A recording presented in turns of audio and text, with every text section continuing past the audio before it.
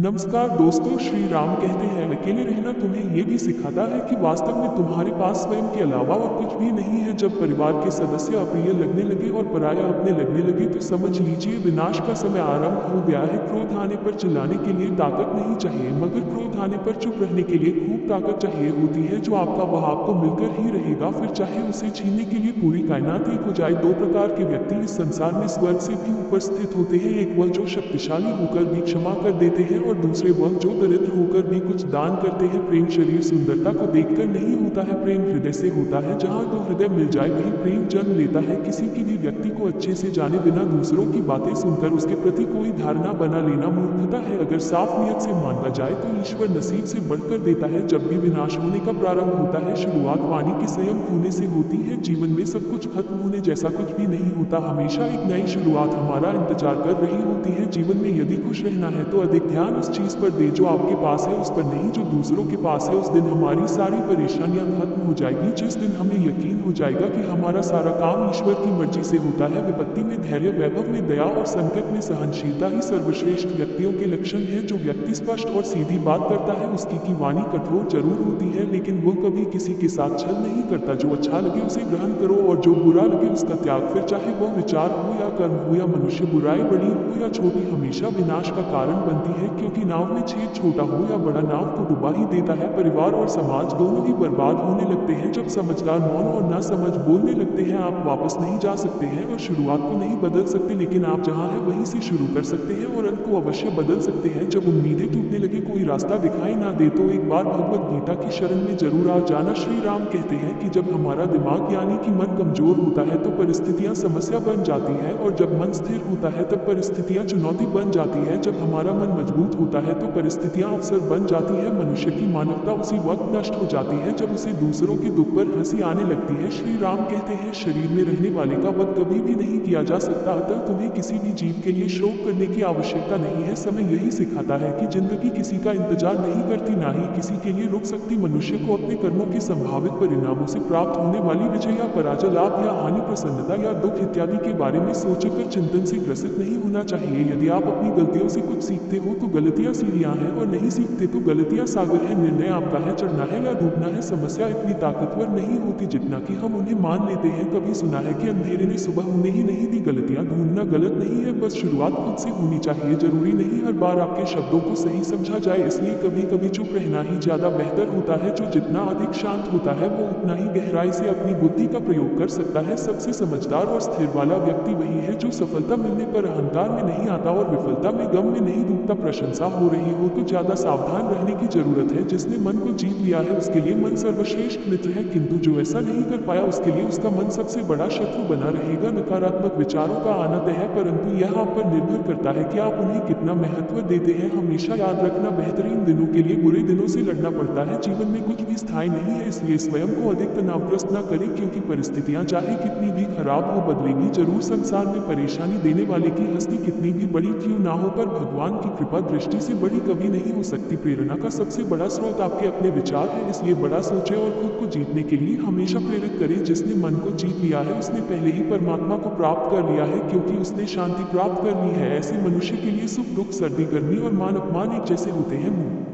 शक्लें केवल बेहतरीन लोगों के हिस्से में आती हैं, क्योंकि वही लोग उसे बेहतरीन तरीके से अंजाम देने की ताकत रखते हैं। कोई कुछ भी कहे, बस अपने आप को शांत रखो, क्योंकि सूरज का तेज कितना भी क्यों ना हो, समुद्र को सूखा नहीं सकता। जहां आपकी कोई कीमत नहीं है वहां पर रुकना अनुचित है, चाहे वह किसी का घर हो या किसी का मन। एक हरीश नाम का लड़का था, उसको दौड़ने का बहुत शौक था। वह कई मैराथन में हिस्सा ले चुका था, परंतु वह किसी भी रेस को पूरा नहीं करता था। एक दिन उसने ठान लिया कि चाहे कुछ भी हो जाए वह रेस पूरी जरूर करेगा। अब रेस शुरू हुई, हरीश ने भी दौड़ना शुरू किया। धीरे धीरे सारे धावक आगे निकलते रहे, मगर अब हरीश थक गया था, वह रुक गया। फिर उसने खुद से बोला, अगर मैं दौड़ नहीं सकता तो कम से कम चल सकता हूँ। उसने ऐसा ही किया, वह धीरे धीरे चलने लगा, मगर वह आगे जरूर बढ़ता रहा। अब वह बहुत ज्यादा थक गया था और नीचे गिर पड़ा। उसने खुद को बोला कि वह कैसे भी करके आज दौड़ को पूरी जरूर करेगा। वह जिद करके वापस उठा, लड़खड़ाते हुए आगे बढ़ने लगा और अंततः वह रेस पूरी कर गया। माना कि वह रेस हार चुका था, लेकिन आज उसका विश्वास चरम पर था, क्योंकि आज से पहले रेस को कभी पूरा ही नहीं कर पाया था। वह जमीन जमीन पर पड़ा हुआ था क्योंकि उसके पैरों की मांसपेशियों में बहुत खिंचाव हो चुका था, लेकिन आज वह बहुत खुश था क्योंकि आज वह हार कर भी जीता था। दोस्तों, हम भी तो इसी तरह की गलतियां करते हैं। हमारी लाइफ में कभी भी अगर कोई परेशानी होती है तो उस काम को नहीं करते और छोड़ देते हैं। अगर आप एक स्टूडेंट हो और रोज 10 घंटे पढ़ते हो और किसी दिन कोई परेशानी की वजह से आप पढ़ाई नहीं करते, मगर आपको भले ही 5 घंटे मिले, पढ़ना जरूर चाहिए। हरीश की कहानी से हमें ये सीख मिलती है कि अगर हम लगातार आगे बढ़ते रहे और एक दिन हम हार कर भी जीत जाएंगे। छोटे छोटे कदम बढ़ाते जाओ और आगे बढ़ते जाओ, यही सफलता का नियम है। तो दोस्तों, इस वीडियो में बस इतना ही। आशा करता हूँ कि आप लोगों ने इस वीडियो के माध्यम से बहुत कुछ सीखा होगा। मिलते हैं एक नई वीडियो को देखने के लिए। इस चैनल को सब्सक्राइब करें। तब तक के लिए अपना ख्याल रखिएगा। बहुत बहुत धन्यवाद। जय श्री राम।